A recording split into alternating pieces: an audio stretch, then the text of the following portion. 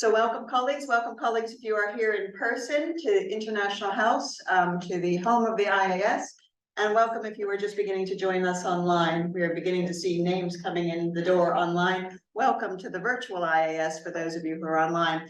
My name is Marcia Meskimen. I'm the director of the Institute of Advanced Studies, and it's my very great pleasure to welcome you to this event today, and it's a thrilling event for us. We are really delighted to welcome Joseph Fallon, who is a professor of the Department of Education at Umeå University in Sweden, and with a wide-ranging expertise in sport policy and also a deep interest in ice hockey, which we had an opportunity to discuss yesterday. And he is hosted while he's here by Professor Alan Berner, who is in sports, exercise and health sciences, my colleagues to the left of me. But this is a really exciting event for us because it is part of the UNESCO Chair in Sport, Physical Activity and Education for Development. And we also are joined by Richard Giulianotti in the room, who is the lead of that chair. This is a great opportunity for us to have an IAS partnership in relation to an area of such incredible interest and strength across this university, and a rush of blood for the colleagues who have come today actually demonstrates that, and also the colleagues online. If you are joining us online, you are able to join in on the conversation today as well. Please use the chat or the Q&A and we will monitor it throughout. It is also recorded, this lecture, but we will not be recording the conversation or the dialogue or holding anyone's data, so do not be worried about that. Without any further ado, welcome Joseph, and over to you, Alan. Thanks, Marcia, and welcome to everyone.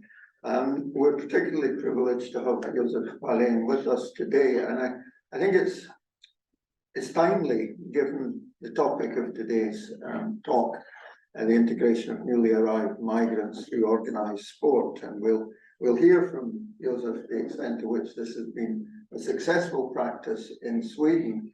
But it comes, of course, on the day when the UK government has been stymied in its attempts to send asylum seekers to Rwanda, a wise decision by the courts, and it's worrying slightly in the case of Sweden that there are similar elements in Swedish politics today who are not at all keen on welcoming migrants from anywhere.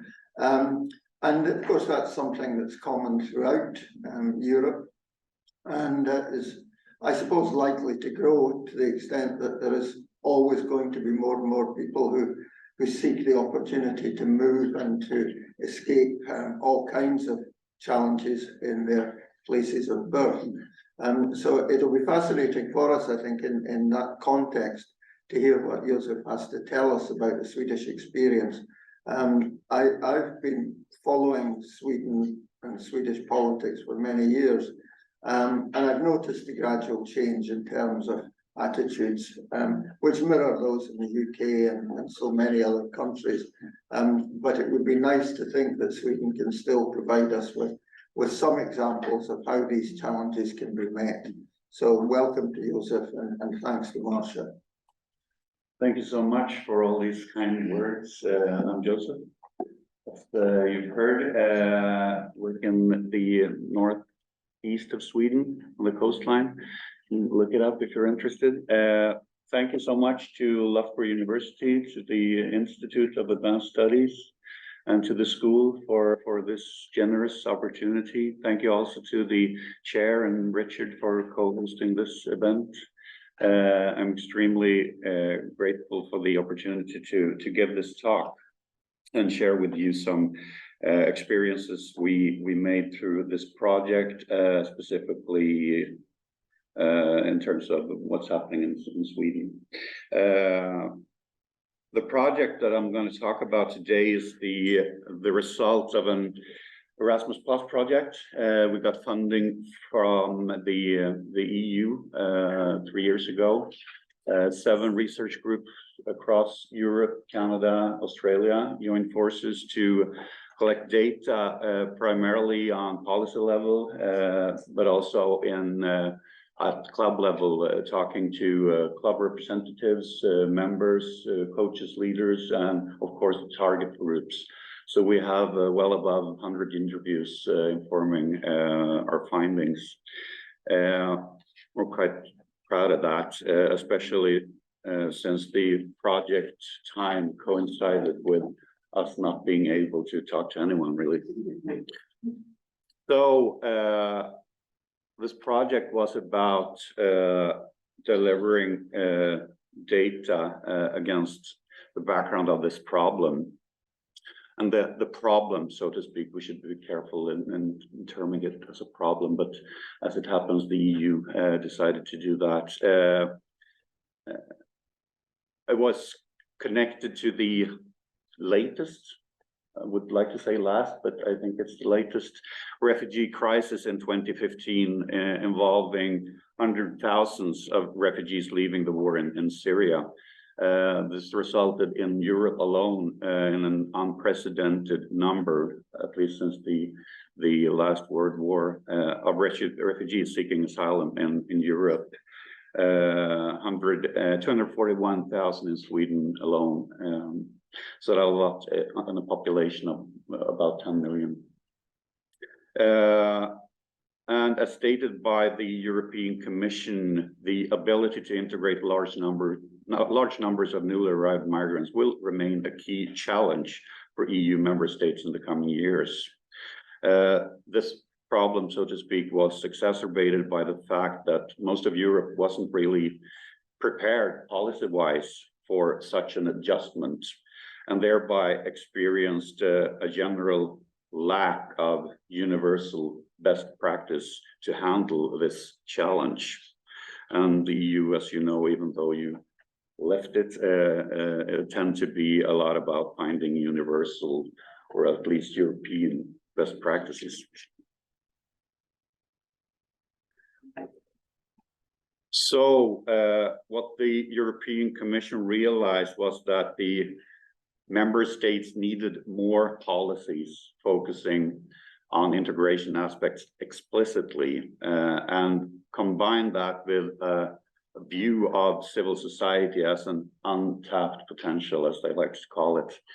And that, together with a general understanding of sports' universal character, as many of you know a lot about, and integrated power, led to the conclusion that sport enables immigrants and the host society to interact in a positive way, thus furthering integration and intercultural dialogue. Sport has been increasingly included in specific programs for immigrants, but national approaches differ considerably. Sport can also be a vehicle to promote social inclusion of minorities and other vulnerable or disadvantaged groups, and contribute towards a better understanding among communities, including in post-conflict regions. So while we had some local or national policies and practice in place from previous crises, no good practices, so to speak, had yet been scaled up, another buzzword from the European Commission, to satisfactory levels. So that was the backdrop of them giving us these funds.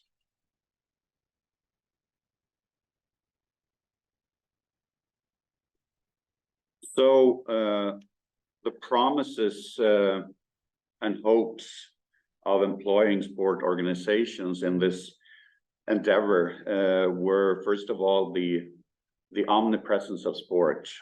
Sport is often being portrayed as being present all over, both in terms of geography, but also in terms of the social distribution. Sport is everywhere. Sport is also, in many countries at organizational level, obliged by law to be open for all. In Sweden, that has had a tradition of 121 years by now, which of course makes civil society organization and sport specifically very, very attractive for these types of programs. Sport also have a unified, in many countries, not all, as opposed to multiple speaking partner. For government, they can speak to one in the Swedish case, they can speak to the Swedish Sport Confederation, affiliating 73 national sport organizations, 22,000 clubs, and over 3 million memberships. So it's very convenient to have one speaking partner as opposed to many organizations. Sport is also being known for developing social capital, where people among us have investigated that, and for being capable of bridging, in the words of Putnam, that capital outside clubs. And this is the main thrust of this idea, to bring in new Swedes or Norwegians or Swiss or Germans to the society, and bring them into a sport club and learn them things that are useful to them when they try to integrate in the broader society. Sport is also being known for being a site for functioning as a school of democracy. And that's the main reason in the Scandinavian countries' sport policies for the government giving funds to sport. The physical health or the public health aspect is one of them, but the schooling in democracy is the second one, to learn people to be nice to each other, basically. When we watch sport, perhaps we notice other things as well, but that's another issue. Sport is also increasingly being accused of, perhaps, to be overfunded and under-programmed. They get a lot of money, but was a Swedish industry well-known person who explicitly said, not in a sport issue, but when it comes to taxes more broadly, what do I get for my money? And that's a sentiment that's increasingly being echoed when it comes to sport. They get all these money, and it is a lot of money, but it's still just 2 promille of the state budget. But still, sport is being viewed as an actor who gets a lot of money, but we don't really know what we get back. So that part of the untapped potential, so to speak. Sport is also documented to be a deliverer, so to speak, of all sort of social goods, such as those presented here: health promotion, education, democracy, inclusion, etc. But most of all, sport is being seen as, and is factually, a very cheap partner when it comes to comparing what it would cost to employ people to do this kind of integration work. We can instead rely on volunteers who do these things for free.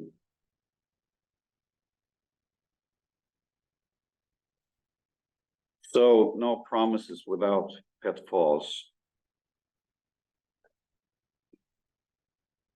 The known pitfalls from research and from previous practice, the pitfalls of this endeavor were, first of all, one of the promises, that every promise has a flop side, I guess, is first of all, the autonomous standing of voluntary nonprofit and membership-based sport, making them kind of known for being notoriously introvert organizations.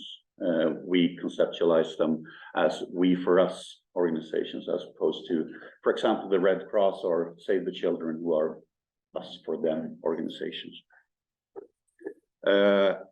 This feature in turn tend to make them not very much willing to engage in anything apart from playing football, tennis, lacrosse, what have you. And this in turn stems from the fact that they are known to be organizing activities for their own members, as opposed to people who are not members, as, for example, newly arrived migrants who are not yet, at least, members.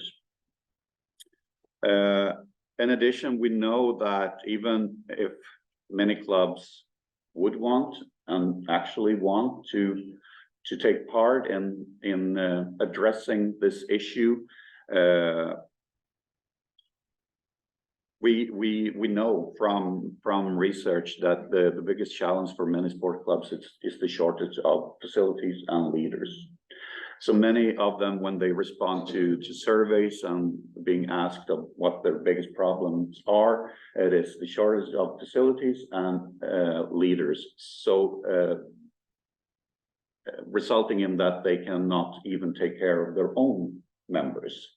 So then being asked to take on people who are more people in the first place, but also non-members is for many clubs just not feasible.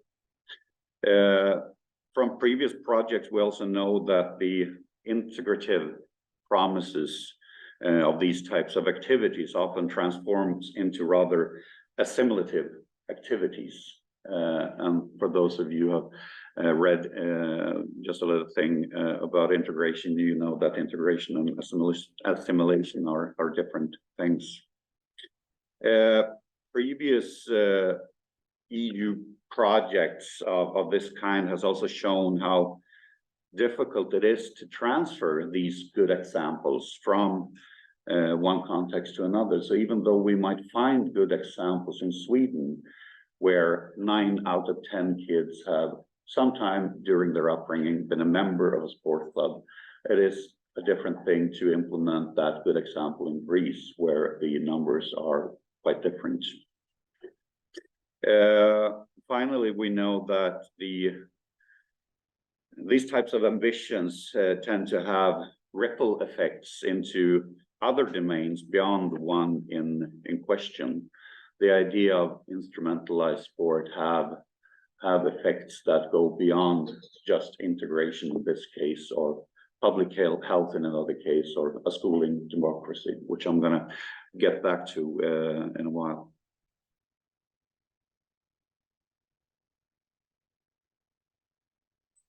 So we had a lot of work packages in this project, and those of you who have been involved in EU projects or other big projects, you know there is a lot of work packages and associated stuff.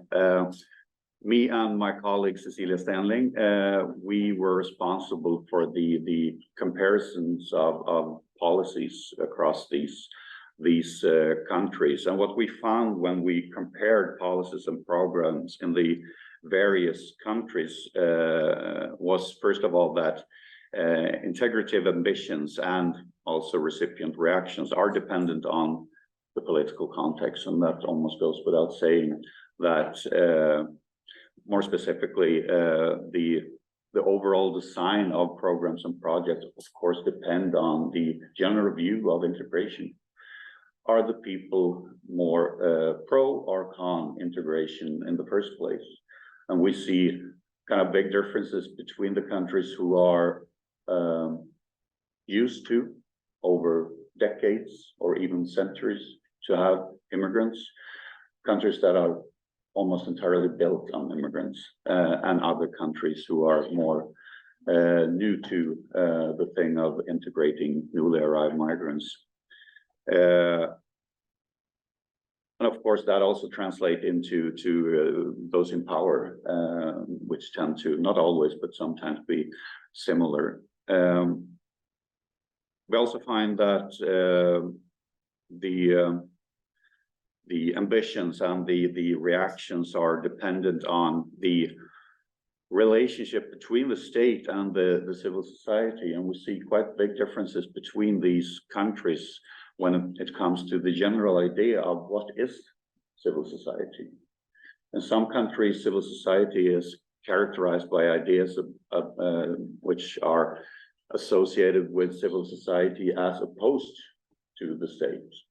While in some contexts, we see that civil society is conceptualized as someone who can be employed for issues that the state might have. So we see a big dividing line between the idea of civil society organizations being issue-based, such as integration organizations, or if they are organizations-based, such as sport organizations that are not issue-based. Well, they are. Sport is also an issue, but it's not issue-based in terms of integration or public health or these bigger social issues.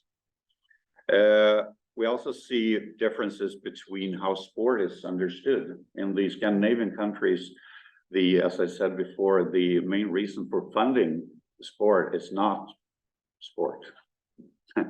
Funny enough, it is based on the notion that it forces people of different walks of life to be together, so that we hopefully will be better at understanding each other and be better at getting along.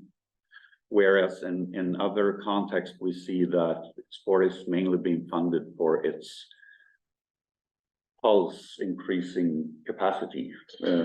Sport is an activity which is conducive for public health, for example. So we see a big difference in how programs are devised depending on how sport is viewed. Is sport mainly a good thing because of its organizational character, or is sport a good thing mainly because of its public health connections? All this in turn has consequences for what type of program that is preferred. So we see quite big differences between these countries when it comes to what we call, or what the literature calls, instrument types. Is it carrots? Are they enticed to take part with the promises of funding, perhaps? Or is it more of a whip where they are threatened to with a cut of money unless they do as the government wants them to do? Or is it more of a sermon type where governments or other organizations talk to the moral or integrity of sport organizations? This is something that we should do, right?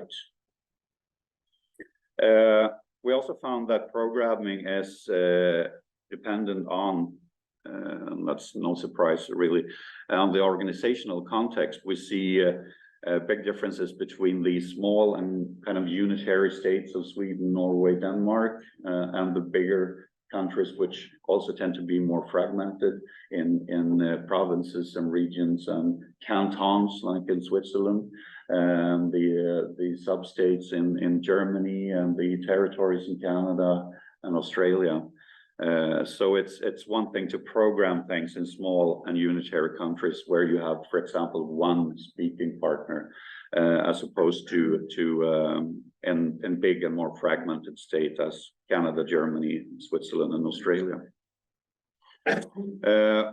We also see that in issue-based contexts, and context where sport organizations or civil society organizations are treated as issue-based organizations, we also see that integration becomes an issue for integration organizations. While in other contexts, such as the Scandinavian countries, it's more the form of organized sport that makes it a good recipient for these types of actions. It doesn't matter if it's integration or anything else. Sport has become, due to its size, propagation, and overall inclusionary character, as being the one-stop shop, so to speak. We see also that in context, and that's again the Scandinavian countries, which has large and strong sport confederations. It seems easier to merge new programming with existing schemes. In other countries or contexts where programming or block funding is less common, it's more difficult for the state or any other actor to come in with a program of some sort. Finally, we see that in more individualized context, we see a lot more focus on making the issue of integration an individual issue.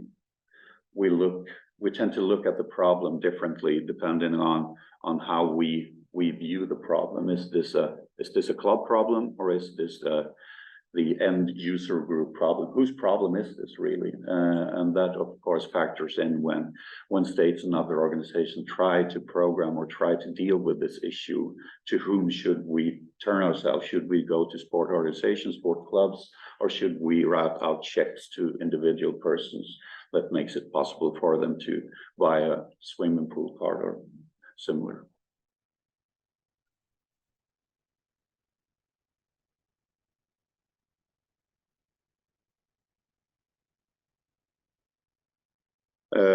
What we found when we looked at the actual organizing of specific project was that organizations matching the form and organizations matching the contest, as I've been touching on previously, are different things. It's a difference between asking integration organizations to do more integration than it is to ask sport organization to do other things than sport.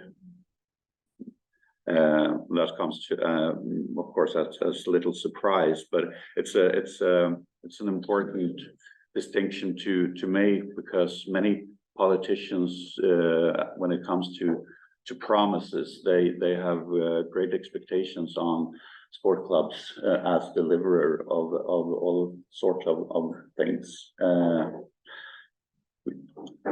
We used to take the example when I talk to students that you must understand that it's difficult to ask a car dealer to sell flowers. Don't ask them to sell flowers. And this is kind of a similar thing. It's a difference between asking integration organizations to do more integration than it is to ask a sport club to do something else than playing football, even if the activity itself is playing football. It's also a difference we found between getting a specific commission, an assignment, a task, and a more general expectation. And that's also no big surprise. You can expect more from a specific commission than you can from, as we tend to do in the Scandinavian countries when we look back at the COVID, for example, what happened in Sweden last night. A general expectation that people should behave, tend to work so and so, as we perhaps saw. We also saw differences between organizing specific activities and providing the same activities the club has always arranged. And we saw between the context and in the same context as well, different approaches to this. Some clubs were quite convinced that specific immigrant activities were the best way of dealing with this, while others were trying to do more actual integration and by placing newcomers in existing teams, for example. We also found that what can come natural for some clubs is very instrumental for other clubs. It's a big difference between asking a sport club in a suburb of Stockholm with a high proportion of foreign-born individuals to arrange an activity like this than it is to ask a biathlon club up where we live to do the same. Clubs tend to do the same things, but for very different reasons, and that factors in when we try to think about the good examples or the most efficient way of doing this. That we need to be prepared to expect different things from different types of organizations, and that has to do with where they're localized and what they consider to be their raison d'être. Pardon my French. I learned French from my 13-year-old son, so I'm not fluent yet.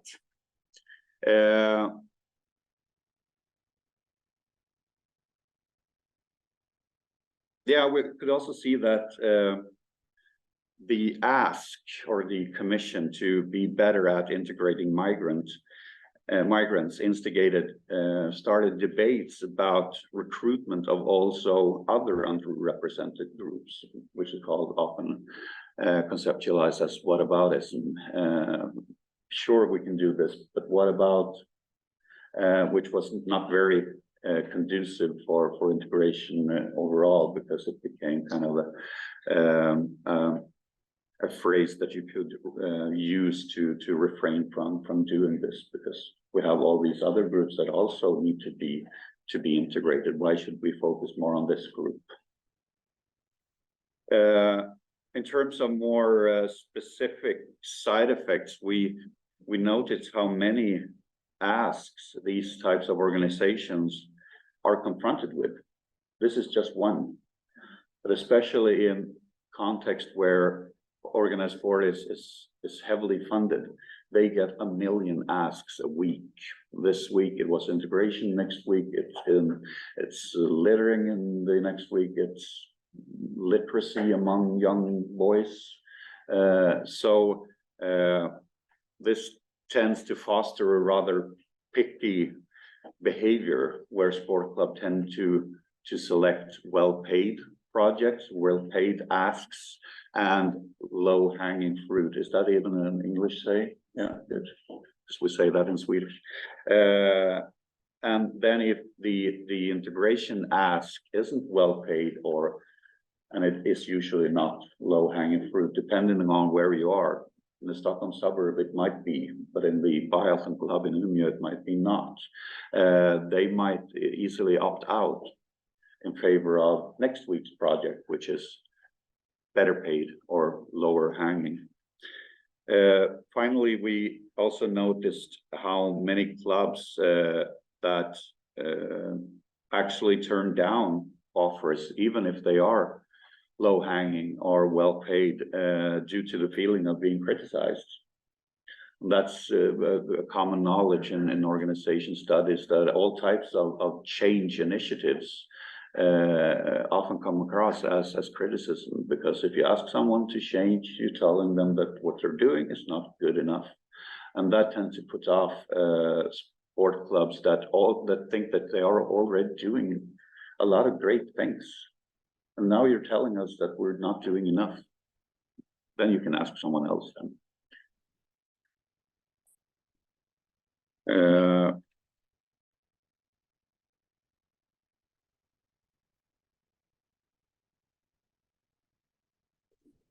To conclude all this, we found, to end on a hopefully more positive note, we found a few indications of trajectories that might be useful to keep in mind for future programming. One such is that we see a lot of practices out there. We've been out in 7 countries and talked to a lot of clubs and newly arrived migrants. Sport might be inclusive. It might also be not very inclusive. By arranging specific activities, for example, we tend to miss the full opportunity of one of the basic notions in integration, which is mixing people, being confronted with people who are not similar to yourself, and by arranging and by placing projects, which is kind of tempting, in specific integration clubs, so to speak. We have a lot of these clubs in Sweden, and I guess you have them everywhere, where the sport club has a cultural mark, so to speak. They can be a Syrian football club or a Syrian football club, and it's of course very tempting for authorities to address them specifically with these types of projects, but that also tend to miss the opportunity of mixing people of different walks of lives. We also see that by treating individuals as participants rather than members, which a lot of these projects tend to do, we arrange activities for you to participate in, as opposed to we arrange activities here that our members take part of. Please be our member. That's different things, and that also misses out on many of the virtues that we connect with club activities, like voting on the annual meeting or deciding on where you should eat on the away game, for example. Projects, always tempting, of course, because it has a clear start and stop date. So for someone who's funding activities, it's nice to have projects as opposed to block funding. And that might be a good idea for other reasons, but we see that when sport organizations are being paid to do slightly different things than sport, they tend to stop doing that when the payment stops. And the scaling up ambitions inherent in most of these types of programming, they are very reasonable and understandable to expect, but the one size fits all idea behind it is kind of less functional when considering the vast variety in clubs types out there. It is a big ask to ask the car dealer to sell flowers. And similarly, the capacity building ambition also inherent in most of these types of programs. They are also very reasonable and expected, but helping sport organizations to build capacity for something they consider to be outside their raison d'etre, tend to create ripple effects that might be less functional for their core activities.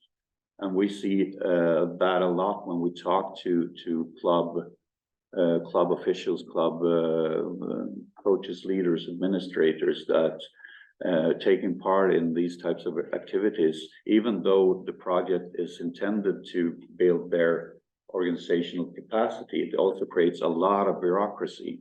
And many of the volunteer members out there, mothers and fathers, they didn't sign up to organize protocols or to fill out application or doing reviews.